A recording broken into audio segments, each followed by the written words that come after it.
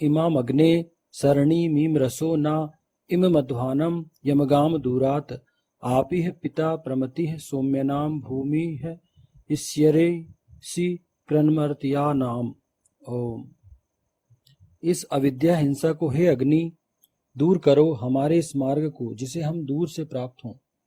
प्रेम पूर्वक प्राप्त होने वाला पिता उत्तम बुद्धिमान है, सौम्यों का भ्रमण करने वाले, मरणशीलों को ऋषि बनाने वाले।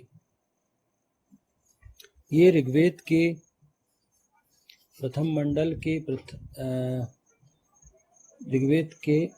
प्रथम मंडल के 31वें सूक्त का ये 16वां मंत्र यहाँ लिया जा रहा है। लेकिन अगर आप थोड़ी सी मेहनत करते हैं, यहाँ ईशान क्या बोलता है अपने आज्ञाकारियों को, अग्नि को, कि आपको उनको मरणशील नहीं बनने देना है, मतलब उनको दलदल में नहीं जाने देना, उनको पशुत्व से ऊपर की अवस्था में लेकर आना है। तो पहली अवस्था कौन सी होगी?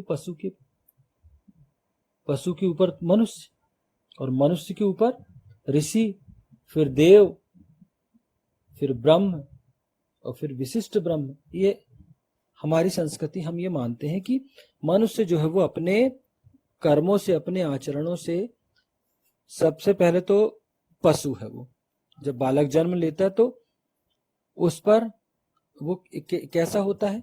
सामाजिक प्राणी कहलाता है। वो जब बिल्कुल बच्चा रहता, शिशु रहता, तो कोई उस पर ना अकल होती, ना उसका कुछ होता। जब वो धीरे धीरे बड़ा होता है तो माता पिता, परिवार, समाज धीरे धीरे संस्कारित उसको करते हैं। फिर धीरे धीरे उसको बोलना सीखेगा, तो वो जिस माहौल में रहेगा, उस वातावरण में वैसी भाषा सीखेगा। जो परिवार के जो सदस्य जो करते हैं वही करेगा। धीरे धीरे उस पर संस्कार जब डालते हैं तो वो आगे बढ़ता है। फिर ऋषि बनता है, फिर देव बनता है। जैसे आप हमारे यहाँ समझे, मैं महर्षि विश्वामित्र का उदाहरण देता हूँ कि वो ब्रह्मर्षि तक पहुंचे थे। इतिहास में अगर आप पढ़ेंगे, उनके जीवन का अध्ययन करेंगे, तो आप पाएंगे कि वो ब्रह्मर्षि तक पहुंचे थे। और वो कैसे पहुंचे थे? अपनी मेहनत से, अपने परिश्रम से उन्होंने ब्रह्मर्षि तक की यात्रा पूर्ण की थी। तो वही कॉन्सेप्ट हमारा है कि अगर व्यक्ति को संस्कार नहीं देंगे तो वह नीचे जाएगा, और आप संस्कार दोगे तो वह सबसे ऊपर जाएगा। तो यहाँ अग्नि को ये कहा है कि आप कम से कम उसको मनुष्य से ऊपर की अवस्था तक लेकर आइए, ऋषि अवस्था तक पहुंचाना है उसको। प्रत्येक मनुष्य को इतना शिक्षित करना है, ज्ञानवान बनाना है कि वह स्वयं वेदाध्ययन कर सके। वेद कहता है, परम पिता परमेश्वर कहते हैं कि अब मनुष्य को, अग्नि को, कि आपको उसको इतना शिक्षित करना है और प्रकाश की ओर ले जाना वाला बनाना है कि वह वेदाध्ययन कर सके। वेद अध्ययन आपको करना, अगर आप वेदाध्ययन करेंगे तो वेद आपको जहां आप है वहां नहीं रहने देगा, कि वेद का नाम ही ज्ञान। जैसा मैंने इसके पहले भी बताया कि वेद विद धातु से बना है, जिसका अर्थ ही होता है ज्ञान। इस हेतु स्वाध्याय और प्रवचन की व्यवस्था को समाज में यथा विधि लागू करना होगा। इस हेतु स्वाध्याय, स्वयं अध्ययन करो, और प्रवचन, जैसे हम देखते हैं अभी हमारे समाज में जितने हमारे संत महात्मा हैं, हमारे स्वामी हैं, धर्म गुरु हैं, वो क्या करते हैं? वो स्वाध्याय करते हैं पहले। उन्होंने वो वहां तक कैसे पहुंचे? आप जितने भी धर्म गुरुओं को देखेंगे जो प्रवचन दे रहे हैं टीवी पर, तो आप जब उनके प्रवचनों में जाएंगे तो आप एक अलग खिंचाव महसूस करेंगे। ऐसा लगेगा कि वो आपको अपनी ओर खींच रहे हैं। क्यों? क्योंकि वो ऐसे ही नहीं बैठ गए वहां पर, उन्होंने वेदों का, शास्त्रों का अध्ययन किया है, और फिर वो वहां प्रवचन जो देते हैं उससे आपको समझ में आता है कि उनका अध्ययन किस स्तर का है, कितना उन्होंने अपनी मेहनत की है, और फिर अपने आप को उन्होंने उस अवस्था तक पहुंचाया, ऋषि अवस्था तक, और वो आपको अपनी ओर आकर्षित कर रहा है। तो लोग उनके संपर्क में आके अपना जीवन बदल लेते हैं। तो यही चीज है कि स्वाध्याय और प्रवचन, स्वाध्याय भी होना चाहिए, अध्ययन करें, और फिर उसको समाज में आप बताएं भी लोगों को कि आपने क्या पाया है। तो अगर आप ये सब चीजें बताएंगे, आपका ज्ञान होगा, तो लोगों को आकर्षित करेगा आपकी ओर, सत्कर्म करने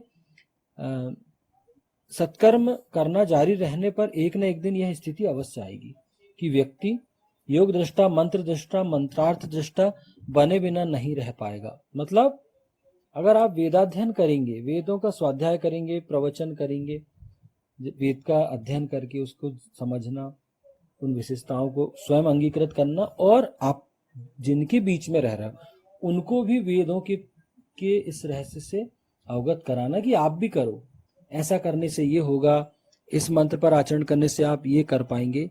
तो जब आप ऐसा करेंगे तो एक न एक दिन यह स्थिति अवश्य आएगी कि आप योग दृष्टा, मतलब योग दृष्टा मतलब होता है कि आप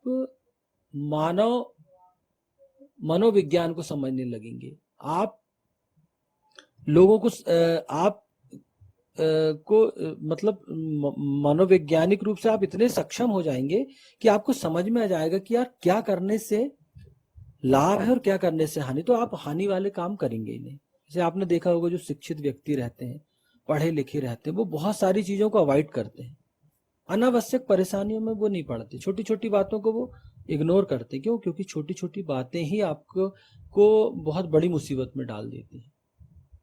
तो वो बहुत सारी चीजों को तो इग्नोर करते हैं, छोटी छोटी चीजों को। क्यों? क्योंकि वो समझ जाते। वही योग दृष्टा होना, मतलब आपको समझ में आ जाएगा कि यार क्या करने से हमको लाभ है, क्या करने से हानि। तो छोटी मोटी चीजों को आप बिल्कुल फटकने नहीं देंगे, छोटी छोटी चीजें आपको विचलित नहीं करेंगी। किसी ने आपको इग्नोर किया, किसी ने आपको सम्मान नहीं किया, किसी ने आपको अनदेखा किया, तो उन सब चीजों का आप पे कोई असर नहीं पड़ने वाला, क्योंकि आप समझते हैं कि आप क्या हैं और आप कैसे आगे बढ़ेंगे।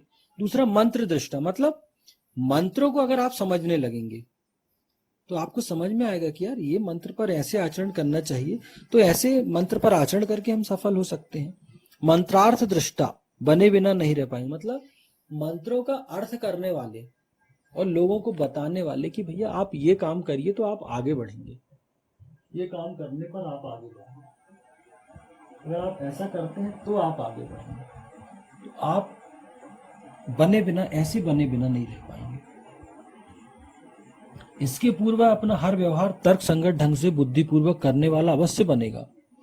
इसके पहले, इन सब विशेषताओं के पहले अगर वो वेदाध्ययन कर रहा है तो अपने हर व्यवहार को तर्क संगत ढंग से बुद्धिपूर्वक करेगा। वो हर व्यवहार करने से पहले वो सोचेगा कि मुझे कैसे व्यवहार करना है। अपनी चेतन शक्ति का प्रयोग, बौद्धिक शक्ति का प्रयोग, मानसिक शक्ति का प्रयोग ही व्यक्ति को योग के लिए प्रेरित करती है। और व्यक्ति योग दृष्टा, वेद मंत्र दृष्टा और वेद मंत्रार्थ दृष्टा ऋषि बना करता है। ऋषि कौन होते हैं? जो योग दृष्टा है, मंत्र दृष्टा और मंत्रार्थ दृष्टा, ये तीन विशेषताएं जिनके अंदर होती हैं उन्हें ही ऋषि कहा जाता है।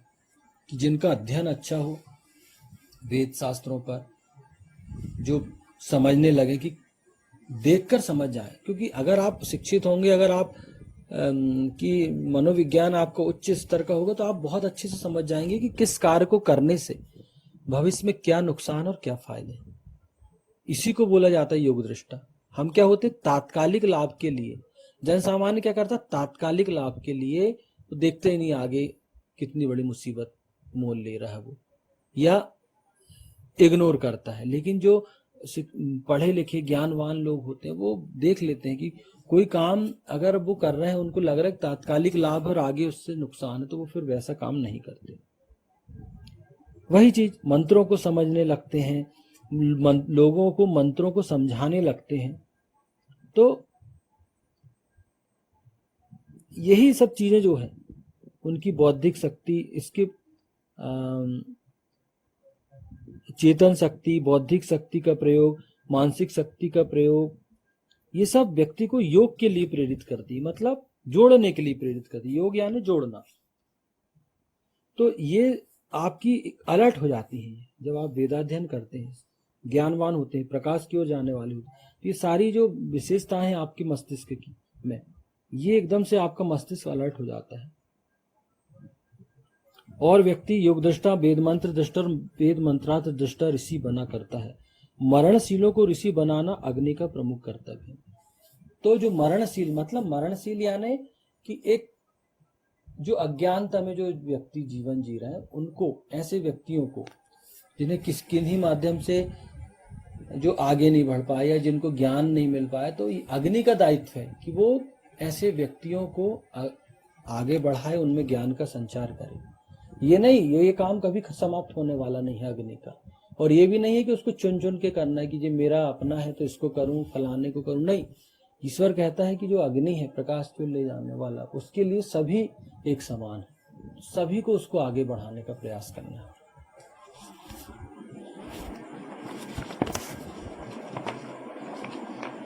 इस अविद्या हिंसा को हे अग्नि दूर करो, हमारे इस मार्ग को जिसे हम दूर से प्राप्त हों। प्रेम पूर्वक प्राप्त होने वाला पिता उत्तम बुद्धिमान है, सौम्यों का भ्रमण करने वाले, मरणशीलों को ऋषि बनाने वाले। ओम इमाम अग्ने सरणी मीम रसो न इम मध्वानम यमगाम दूरात। आपि पिता प्रमति सौम्य नाम भ्रमी है इस्यरसी क्रजमर मर्त्या नाम।